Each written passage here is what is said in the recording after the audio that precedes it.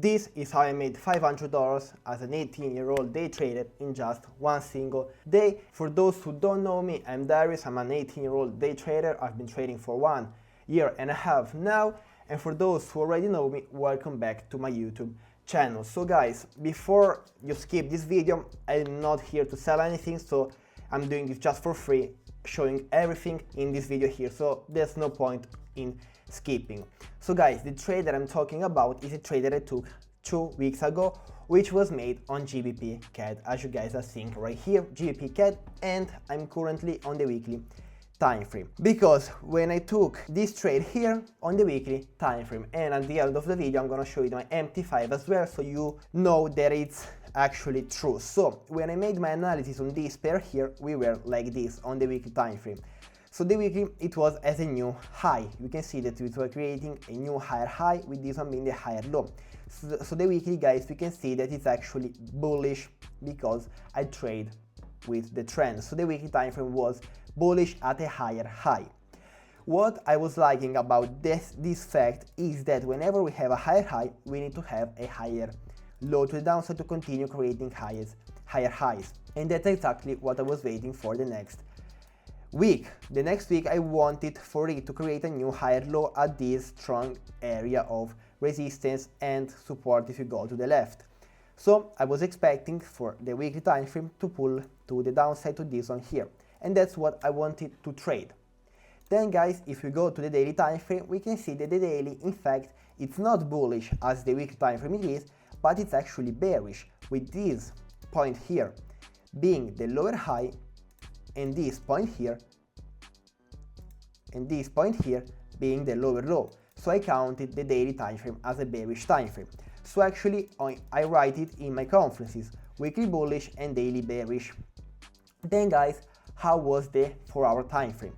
The 4-hour time frame is my third time frame for the trend. So guys, before continuing with the video, make sure to leave a like, because it helps me so much with my YouTube channel, because I do this for free and I don't earn anything from it.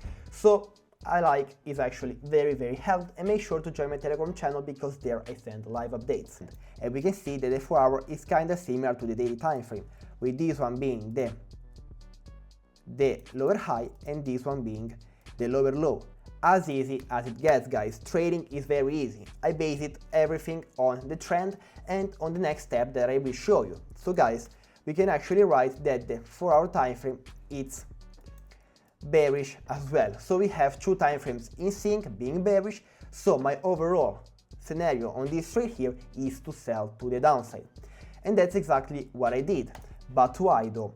Because I was liking this big area of interest on the daily time frame with 1, 2, 3, 4, 5, 6, 7, 8 touches, using it many as a resistance and many as a support.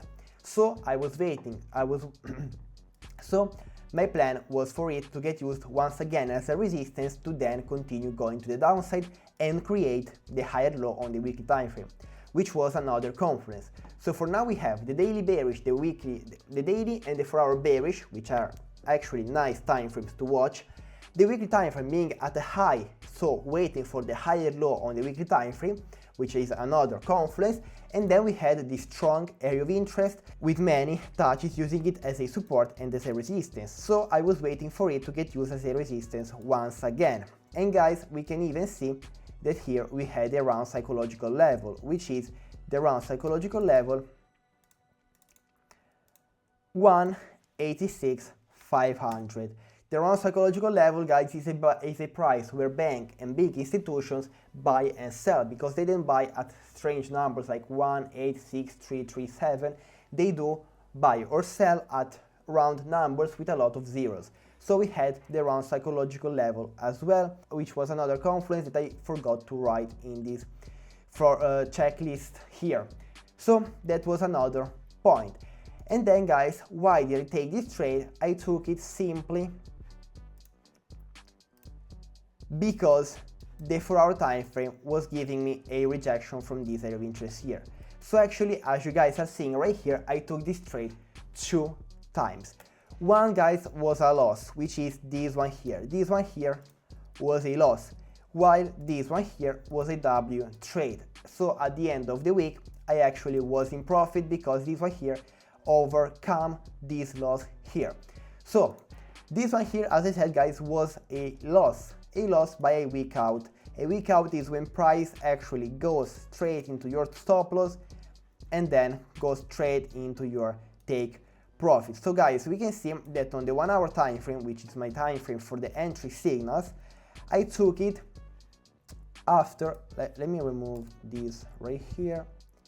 Okay, I took it after a 30 minutes or 1 hour, I don't remember correctly, I gotta watch my pictures. Okay, no, actually I took it here after this 30 minutes time frame being bearish, with this one being the lower high and this one being the lower low. I took it after this doji here on the 30 minutes time frame, which actually showed me that price wasn't gonna go back once again to my area of interest after, of course, the rejection on the 4 hour time frame, guys, because I like this rejection.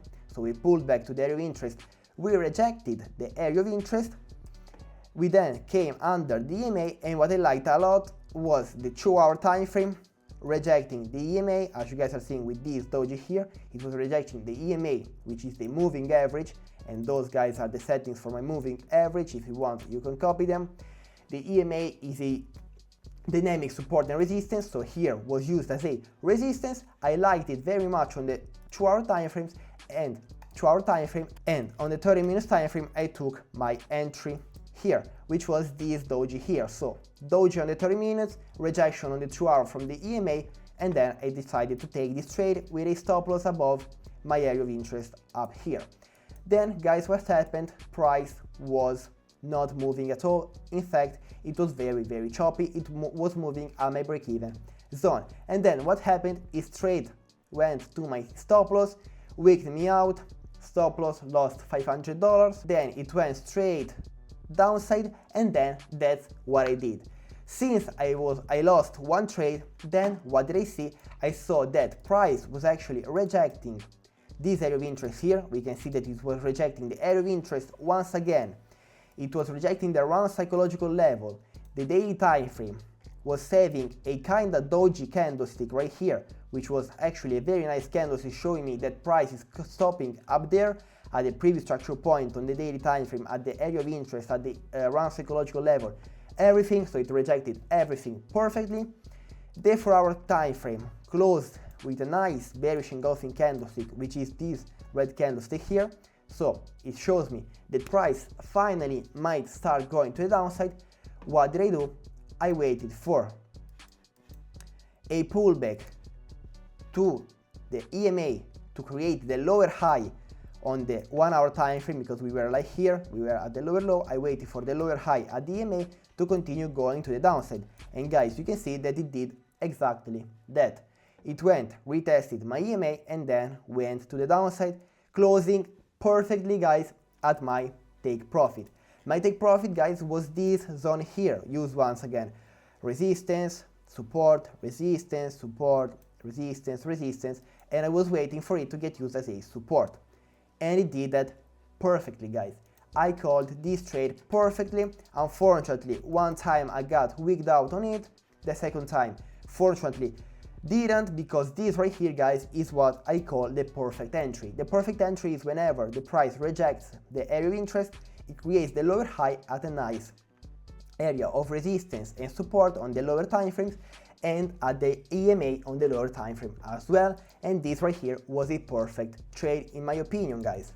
Perfect. And let's revise the Confluences, because guys, I want to show you everything. So as I said, the weekly was at a higher high, we can see, and I was expecting for it to create a higher low, which didn't really create. It just did a weak higher low, which is fine as well, because at the end we closed at our take profit. The daily was bearish, was right here, the daily was bearish, and the 4 hour was bearish as well. We can see that in fact that's true. Then we had the daily area of interest. That's right as well. We have a strong area of interest on the daily time frame with many touches using it as a support and resistance. The daily was retesting the previous structural point, which is this right here, which is this thing here. It did actually retest the previous structural point.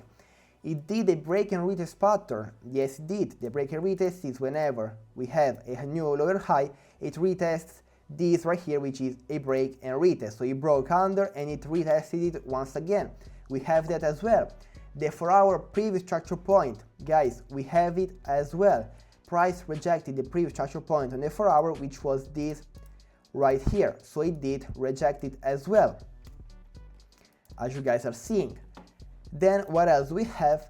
4-hour break and retest, which is the same exact thing on the daily. Break, retest to sell.